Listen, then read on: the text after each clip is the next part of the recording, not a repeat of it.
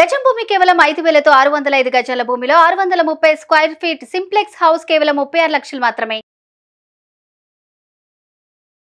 నమస్కారం శశికాంత్. నమస్కారం మహారాజ్ గారు. పల్లవి ప్రశాంత్ ఇవాళది హాట్ టాపిక్ ఉన్నటువంటి ఒక టైటిల్ విన్నర్ గాథ. నిజంగా ఎందుకు అని అంటే రకరకాల కథనాలు మనం చూస్తూ ఉన్నామండి.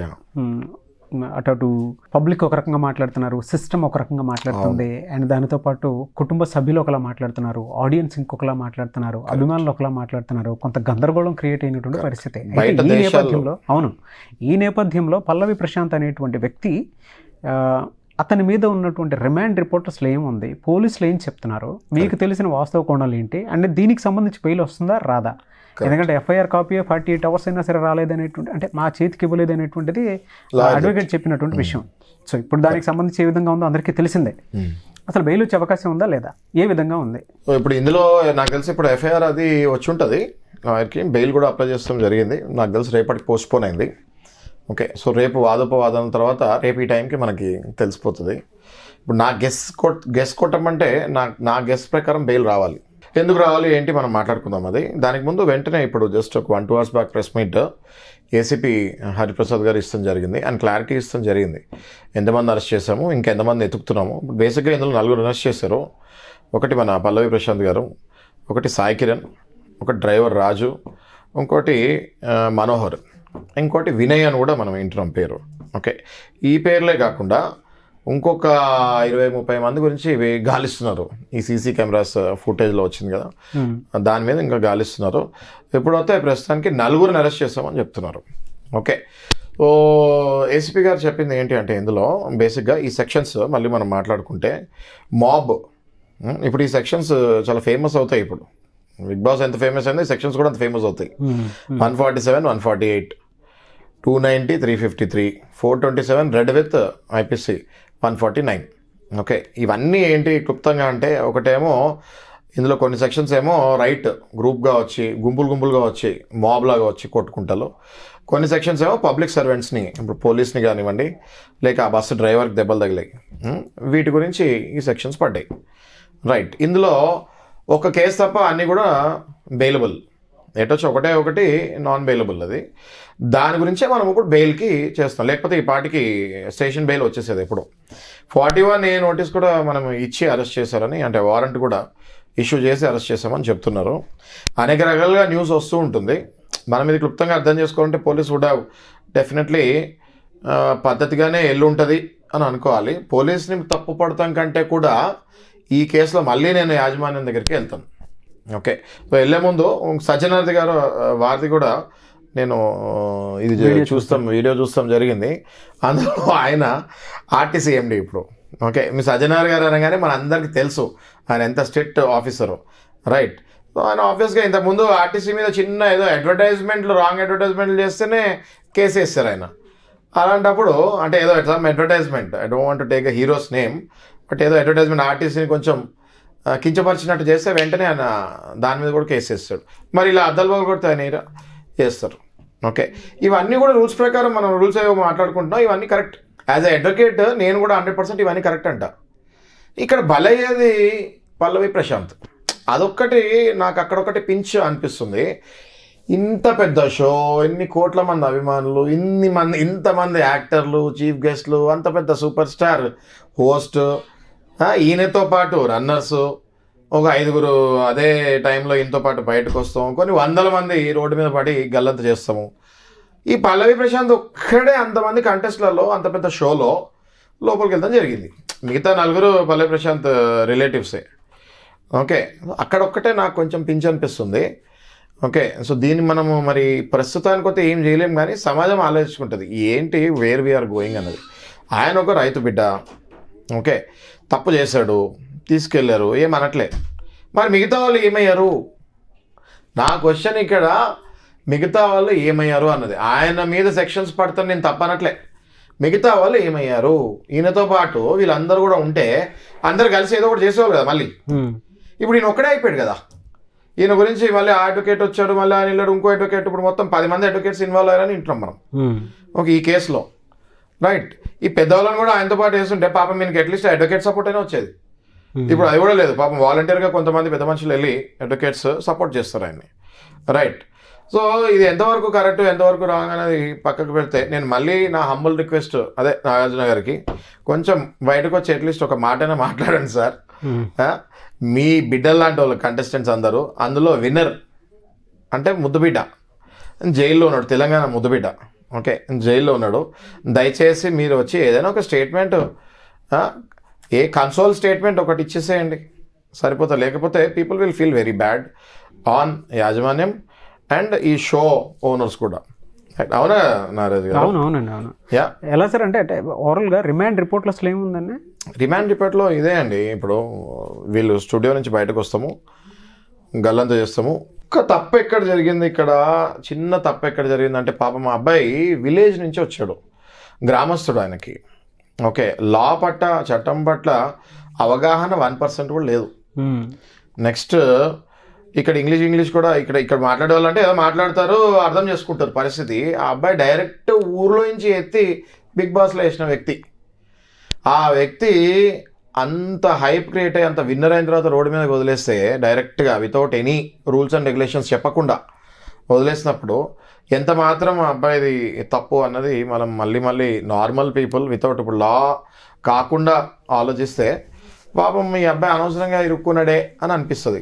కానీ ఇక్కడ తెలిసి చేసినా తెలియక చేసినా తప్పే కాబట్టి ఆ అబ్బాయి మీద సెక్షన్స్ పడ్డాయి. ఇందులో ఏంటి అంటే, ఆ కార్లో విజువల్స్ వచ్చినాయి మనకి. కార్లో అబ్బాయి వెళ్తున్నప్పుడు పోలీసు వాళ్ళు చెప్తాము, ఆ అబ్బాయి అక్కడ కూడా నేను రైతు బిడ్డ అనే కార్డు వాడేశాడు, ఓకే, వాడటంలో తప్పలేదు. అట్లీస్ట్ ఈ యాజమాన్యం వెళ్ళేటప్పుడు, నాయన బయట గందరగోళంగా ఉంది, నువ్వు అటు నుంచి వెళ్ళక, నీ మీద గొడవలు అయితే కేసులు పడతాయని ఒక ఇండికేషన్ ఇస్తే ఎందుకు వెళ్తాడు ప్రశాంత్? అటు వెళ్ళాడు కదా, ప్రశాంతంగా ఉండేవాడు కదా, రైట్. ఇప్పుడు గెలిచిందిరా, జైల్లో కూర్చున్నాడా?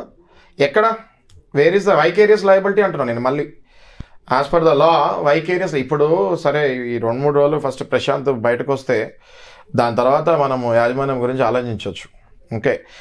చట్టంలో వైకేరియస్ లయబిలిటీ అన్నది ఉంది. అది ఏంటి అంటే, నా కారు మీరు వేసుకెళ్ళి ఎవరైనా గుద్దితే మీతో పాటు నేను కూడా బాధ్యుడిని, అది వైకేరియస్ లయబిలిటీ. మరి అంటే మీరు అలా మాట్లాడుతున్నారు కదా, ఇతని ఫ్యాన్స్ అనేటువంటి ముసుగులో ఇది జరిగింది అనేటువంటిది. ఫ్యాన్స్ అయ్యి ఉండొచ్చు, కాకపోయి ఉండొచ్చు, బట్ యాజ్ వెల్ యాజ్ ఇతనితో పాటు వేరే అదర్ కంటెస్టెంట్స్ ఫ్యాన్స్ కూడా ఉంటారు కదా. చూడండి, అదే మరి బ్యాడ్ టైం అంటే అదే. ఈయన బయటకు వచ్చి ఈయన కారులో వెళ్ళేటప్పుడు ఈయన విన్నర్ కాబట్టి పోలీసు వాళ్ళు విన్నర్ దగ్గరికే వెళ్ళారు, వేరే కంటెస్టెంట్స్ దగ్గరికి పోలీసు వాళ్ళు వెళ్ళలేదు. ఎందుకంటే విన్నరే కదా, లైమ్ లైట్లో ఎవరు ఉంటారండి? ఇప్పుడు బిగ్ బాస్ అంటే ఎవరు లైమ్ లైట్లో ఉండేది? విన్నరే. కాబట్టి ఓన్లీ ఈయన కార్ దగ్గరికే వస్తాం జరిగింది పోలీసు వాళ్ళు, విన్నర్ కాబట్టి. మిగతా వాళ్ళకి ఏముంటుందిలే, ఇంకా వాళ్ళు వెళ్ళిపోతారు అన్నట్టుగా పాపం ఈయన దగ్గరికే వస్తాము జరిగింది. ఈయనకి రిక్వెస్ట్ చేస్తాం జరిగింది. ఈయన ఆ ఊపులో కొంచెం ఆ స్వింగ్లోనే ఉన్నాడు అబ్బాయి, ఇంకా అందులో నుంచి కోలుకోలేదు. విన్నర్ అనే ట్రోమాలో నుంచి ఇంకా రాలేదు బయటకి. అందులో జరిగిన మిస్టేక్ ఇది. Definitely mistake is a mistake, but bail అవుతే వస్తుందని నేను అనుకుంటున్నాను.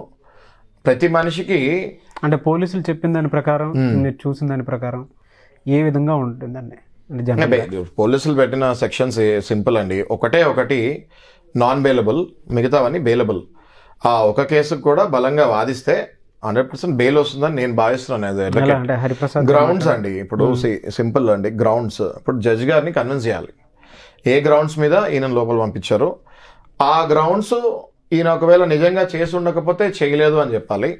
ఒకవేళ చేసి ఉంటే కూడా తగిన సాక్ష్యాధారాలు కోర్టులో ప్రవేశపెట్టచ్చు. మా వ్యక్తి ఎవరైతే ఈయన అక్యూజ్డ్ ఉన్నాడో, ఓకే, అంటే మన క్లయింట్ అంటాం అది, ఓకే, మా క్లయింట్ ఎక్కడికి పారిపోడు, కావాలంటే షూరిటీస్ మీద మీరు బెయిల్ ఇవ్వండి, మీకు పోలీసులకి సహకరిస్తారు అని చెప్పి ఒక చిన్న మాట జడ్జి గారికి చెప్పి కన్విన్స్ చేయగలిగితే 100% బెయిల్ వస్తుంది. ఎందుకు సార్ అంటే ఒక పర్సన్ విషయంలో ఇంత డిలే ఎందుకు అవుతుంది అంటారు? అంటే డిలే అంటే నాగరాజ్ గారు అదే చెప్తాను మీకు, ఇదే పొలిటికల్ ర్యాలీస్లో, ఇదే వేరే పెద్ద సినిమా హీరోల దాంట్లో గొడవలు జరుగుతాం చాలా జరిగాయి. అక్కడెక్కడ కూడా ఆ హీరోలను అరెస్ట్ చేయలేదు, లేదా ఆ పొలిటికల్ లీడర్స్ని కూడా నార్మల్ స్థాయి లీడర్స్ అసలు మెయిన్ లీడర్స్ని అరెస్ట్ చేస్తాం జరగలేదు. ఇక్కడే నాకు అప్పుడప్పుడు అనిపిస్తుంది, అప్పుడప్పుడు అక్కడక్కడ జాప్యాలు జరుగుతూ ఉంటాయని అనిపిస్తూ ఉంటుంది మనకి. కానీ దీన్ని కాంక్రీట్గా మనం ఫైట్ చేయాలి అంటే మనం కూడా ప్రూఫ్స్తో మాట్లాడాలి. నేను అందరికీ చెప్పేది అదే, ఓకే, ప్రజలకు కానీ ఎవరైనా ఇంటర్వ్యూస్ ఇచ్చే వాళ్ళకి కూడా నేను చెప్పేది, మనము ఒకళ్ళ మీద నిందేసేటప్పుడు ఎంతో అంత కొంచెం మనం కూడా ఎవిడెన్స్ పెట్టుకొని మాట్లాడాలి. రైట్, ఇప్పుడు ఇందులో పోలీసు వాళ్ళదే తప్పు అని చాలా మంది అంటున్నారు. అది ఎవిడెన్స్ తోటి వెళ్దాం ముందుకే అంటున్నాను నేను. తప్పే. ఫర్ ఎగ్జాంపుల్ ఎవిడెన్స్తో ముందుకు వెళ్దాము. ఏ రకంగా ఎవిడెన్స్తో ముందుకు వెళ్ళాలి అంటే, ఆ టైంలో విజువల్స్ ఎంతమంది బయటకు వచ్చారు, ఓన్లీ ప్రశాంత్ మీదే ఎందుకు కేసేసారు, ఆ టైంలో విజువల్స్ కంటెస్టెంట్స్ ఎంతమంది బయటకు వచ్చారు అది రికార్డ్ అయి ఉంటుంది, మరి మీరు ఓన్లీ ప్రశాంత్ మీదే ఎందుకు కేసు వేశారు. ఈ ఎవిడెన్స్ తోటి you can definitely encounter police department also. First ఈ హడావిడి అవుతే నాకు తెలిసి నెక్స్ట్ వెళ్తారు, డెఫినెట్గా వెళ్తారు. ఇంతమంది బయటకు వచ్చినప్పుడు ఓన్లీ ఈ పాయింట్ తోటి కనుక మనం ఈ పాయింట్ తోటి వెళ్ళాలి. ఈ పాయింట్లో ఓన్లీ ప్రశాంత్ ఒక్కడే నిందితుడు కాదు. ప్రశాంత్ అంటే ఎతుకుతున్నారు, ఇప్పుడు ఏసీపీ గారు చెప్పిన దాని ప్రకారం అయితే మిగతా వాళ్ళని కూడా ఎతుకుతున్నారు. కానీ కంటెస్టెంట్స్, నేను అనేది ఈ కామన్ పబ్లిక్ని ఎతుకుతున్నారు మీరు, కంటెస్టెంట్స్ని మిగతా కంటెస్టెంట్స్ మీద ఎందుకు వేయలేదు అన్నది నా క్వశ్చన్. అర్థమైంది కదా? దానికి విత్ ఎవిడెన్స్ వెళ్ళాలి. ఓకే, విత్ ఎవిడెన్స్ అంటే ఆ వీడియోలు తీసిన తర్వాత అందులో వేరే కంటెస్టెంట్స్ కూడా బయటకు వస్తున్నప్పుడు ప్రశాంత్తో పాటు ఈ కార్ వెనకాల ఆ కార్లు కూడా ఉన్నప్పుడు వాళ్ళు ఏదైనా మాట్లాడతాం కూడా పబ్లిక్ తో జరిగినప్పుడు ఆ ఎవిడెన్స్ తీసి వాళ్ళని కూడా వేయాలి. వాళ్ళని వేయకుండా ఓన్లీ వీళ్ళని వేసినప్పుడు అందులో ఏదో జాప్యం జరిగితే డెఫినెట్గా మనము ఎన్కౌంటర్ చేయాలి. ఇవన్నీ జరుగుతాయి నాగరాజు గారు, ఇది ఇంతటితో పోదు. డెఫినెట్గా నెక్స్ట్ 3-4 డేస్లో డెవలప్మెంట్స్ ఉంటాయి. సో ఏది మాట్లాడినా మనం ఎవిడెన్స్తో మాట్లాడాలన్నది నేను ఫస్ట్ నుంచి చెప్పేది. ఓకే, ఏది కామెంట్ పాస్ చేసినా మనం పోలీస్ మీద కానివ్వండి, లేకపోతే లాయర్స్ మీద కానివ్వండి, లేకపోతే ఇట్లా అరెస్ట్ అయిన వాళ్ళని మనం ఎవిడెన్స్తో మాట్లాడాలి. పల్లవి ప్రశాంత్కి నేను సపోర్ట్ చేయట్లేదు, కానీ పల్లవి ప్రశాంత్ ఒక్కడే ఎందుకు అరెస్ట్ చేశారు, మిగతా కంటెస్టెంట్ ఎందుకు చేయట్లేదు అని నేను బలంగా వాదిస్తున్నాను. మీకు అదేంది కదా, నేను కోర్టులో ఒకవేళ నేను ఆయన లాయర్ లాగా వెళ్ళుండే కూడా కోర్టులో నేను వాదించేది ఫస్ట్ అదే. కంటెస్టెంట్ ఈయన ఒక్కడేనా కాదు కదా, మిగతా కంటెస్టెంట్లు కూడా ఆ రోజు స్టేజ్ మీద ఉన్నారు. ఆ రోజు ఈయన గేట్ నుంచే బయటకు వచ్చారు. వాళ్ళని ఎందుకు అరెస్ట్ చేయలేదు, ఈయన ఎందుకు అరెస్ట్ చేశారు అన్నది మనం అదే నేను ఒకవేళ ఉంటే బెయిల్ డిలే అవడానికి కారణం ఏమిటంటారు సార్? అసలు బెయిల్ డిలే అంటే వీళ్ళు వేరే ఒక కోర్టు బదులు ఇంకో కోర్టులో వేస్తాం జరిగి ఉంటుంది నాకు తెలిసి. సో రేపు అది మళ్ళీ నాంపల్లి కోర్టుకి పెడతాం జరిగింది. అదే రీజన్ ఉంటుంది నేను అనుకుంటున్నాను ఇప్పుడు వచ్చిన న్యూస్ ప్రకారం అయితే. Okay, so that is nothing అండి, 1-2 డేస్ మ్యాటర్ అది. డెఫినెట్గా వాదపోవాదాల తర్వాత దీనికి బెయిల్ వస్తుందని నేను క్లియర్గా అనుకుంటున్నాను. తప్పకుండా బెయిల్ వస్తుందని నేను అనుకుంటున్నాను.